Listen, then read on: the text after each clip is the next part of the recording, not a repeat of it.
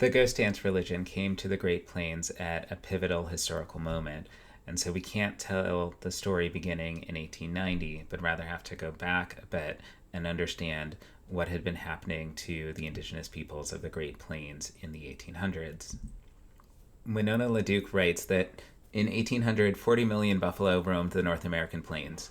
They were the most numerous grazing animals on Earth, their numbers surpassing even the immense wildebeest herds in Africa. Buffalo, prairie ecosystems, and indigenous peoples have co-evolved in the center of North America for thousands of years.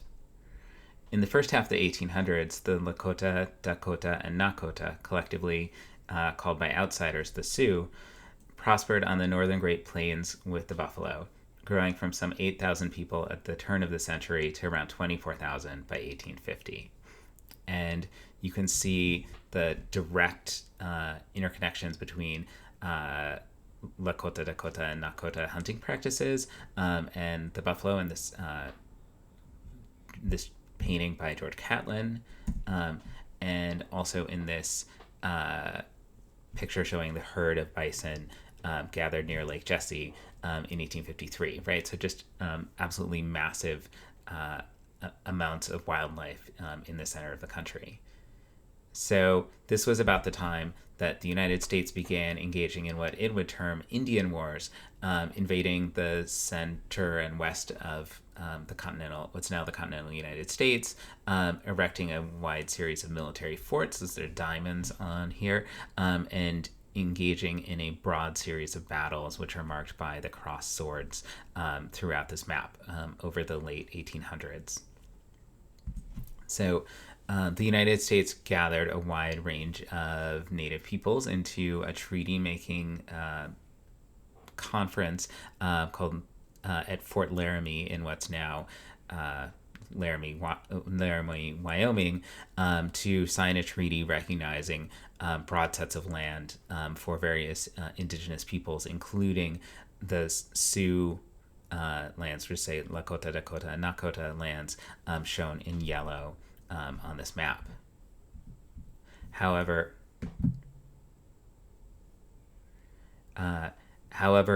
U.S. policy over the next 30 or 40 years would be directed not at recognizing broad territorial claims, but in herding indigenous peoples into smaller and smaller designated tracts of land known as reservations. And so reservations were first opened as places for quote-unquote friendly Indians to be supervised and supplied as the United States continued its warfare against so-called hostile Indians who refused to be brought under its rule.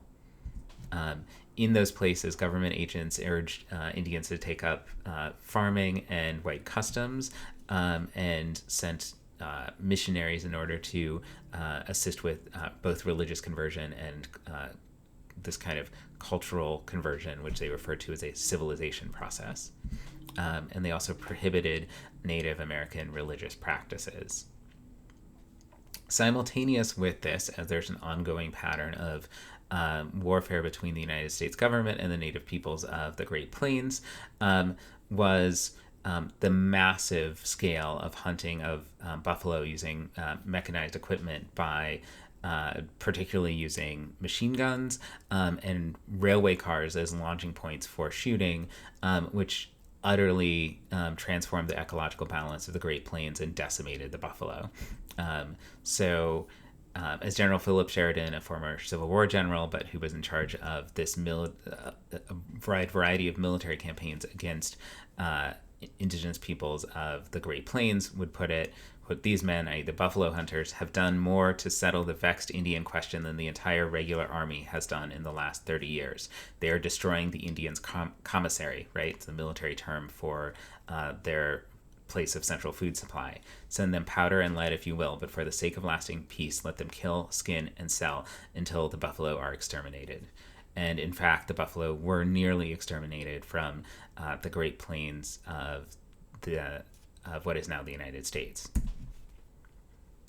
In 1876, the United States Congress put a set of requirements to limit Great Plains people to smaller reservations, thereby revoking some of the promises made in the 1868 treaty.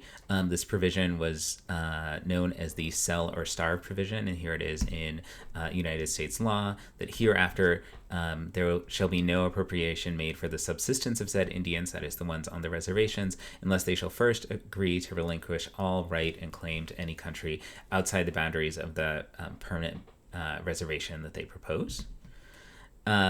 So in 1876, Commission on Indian Affairs was sent to as negotiators to deliver Congress's demand to the Oglala, Lakota, Northern Cheyenne, and Arapaho peoples at Red Cloud Agency, and the Sichangu Lakota at Spotted Tail Agency.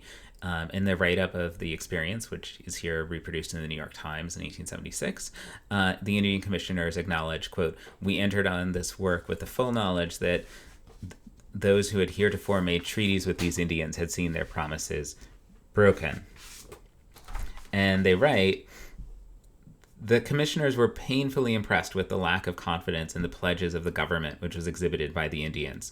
Speeches made by some of them portrayed the wrongs which they had suffered at the hands of the whites, arraigned the government for gross acts of injustice and fraud, and described the treaties made only to be broken, etc., in colors so vivid and language so terse that admiration and surprise would have enforced silence on the part of the commissioners had not shame and humiliation already performed that office."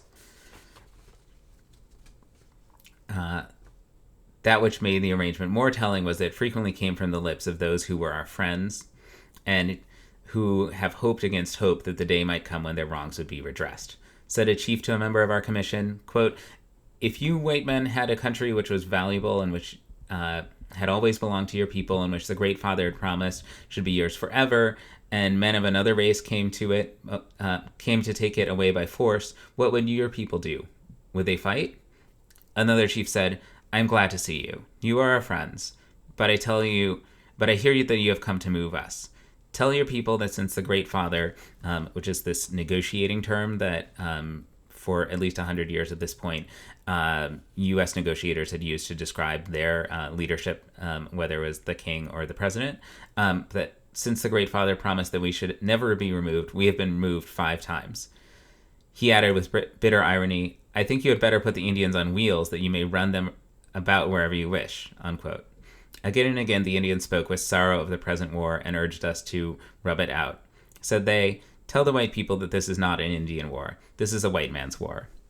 And then the commissioners sort of wrap up from hearing this by writing, "It seems strange for Christian men to hear from the lips of a savage, quote, 'A great many widows and orphans have been made on both sides. It is time to ask who shall take care of them. This matter was not begun with judgment.' And then, with deep earnestness, added, 'It is displeasing to the Great Spirit. It made your commissioners remember the words of Jefferson. Quote, I tremble for my country when I remember that God is just.'" So this process of repeated treaty making and treaty breaking led to the gradual shrinking of lands for the Lakota, Dakota, and Nakota, as you can see in this graphic on the right. And each time you had, a series of, often quite coercive efforts to renegotiate and re-sign treaties punctuated by warfare. And this was a generalized process that was going on in the Great Plains and in the center of the continental United States, as you can see here, culminating in this small set of reservation territory that's indicated in the darkened spaces here as of 1890.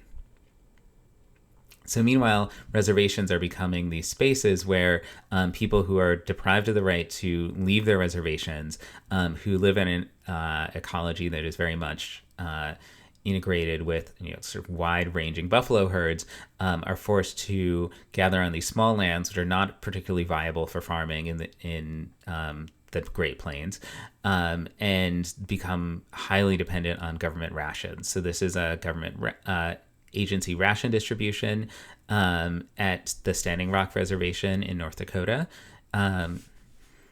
sometime in the latter half of the 1800s. And The insufficiency of the supplies that were involved would mean that more than a third of Lakota would die of starvation during this reservation period of 1877 to 1890. Meanwhile, there are a set of cultural prohibitions, some of which you read about, being placed upon all Indian peoples living on reservations, notably the prohibition on various forms of religious life. So the sun dance, along with all other dances, quote unquote, all other so-called feasts, and the usual practices of so-called medicine men were all banned by the Code of Indian Offenses in 1883. And these prohibitions are going to last for a full 50 years, leaving this incredible imprint on the religious and spiritual life of Native peoples in the United States.